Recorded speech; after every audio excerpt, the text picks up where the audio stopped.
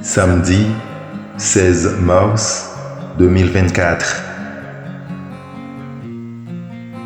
Méditons chaque jour la parole de Dieu à travers ses évangiles.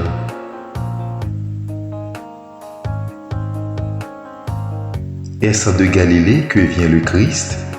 Jean chapitre 7, versets 40 à 53. Ta parole, Seigneur, est vérité, et ta loi, délivrance. Heureux ceux qui ont entendu la parole dans un cœur bon et généreux, qui la retiennent et portent du fruit par leur persévérance. Ta parole, Seigneur, est vérité, et ta loi, délivrance. Luc, chapitre 8, verset 15. La bonne nouvelle de Jésus-Christ selon Saint Jean. En ce temps-là, Jésus enseignait au temple de Jérusalem.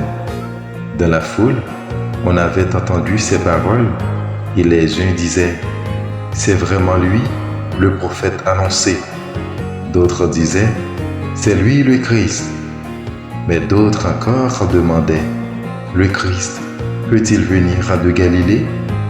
L'Écriture ne dit-elle pas que c'est de la descendance de David et de Bethléem, le village de David, que vient le Christ ?» C'est ainsi que la foule se divisa à cause de lui. Quelques-uns d'entre eux voulaient l'arrêter, mais personne ne mit la main sur lui. Les gardes revinrent auprès des grands prêtres et des pharisiens qui leur demandèrent « Pourquoi ne l'avez-vous pas amené ?»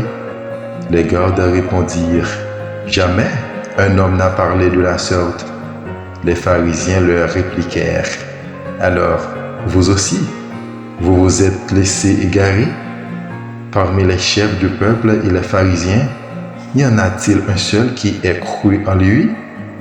Quant à cette foule qui ne sait rien de la loi, ce sont des maudits. » Nicodème, l'un d'entre eux, celui qui était allé précédemment trouver Jésus, leur dit « Notre loi permet-elle de juger un homme sans l'entendre d'abord pour savoir ce qu'il a fait ?»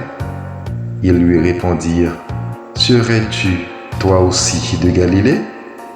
Cherche bien et tu verras que jamais aucun prophète ne surgit de Galilée. » Puis, ils s'en allèrent, chacun chez soi. Acclamons la parole de Dieu. Bonne journée sous la mouvance du Saint-Esprit.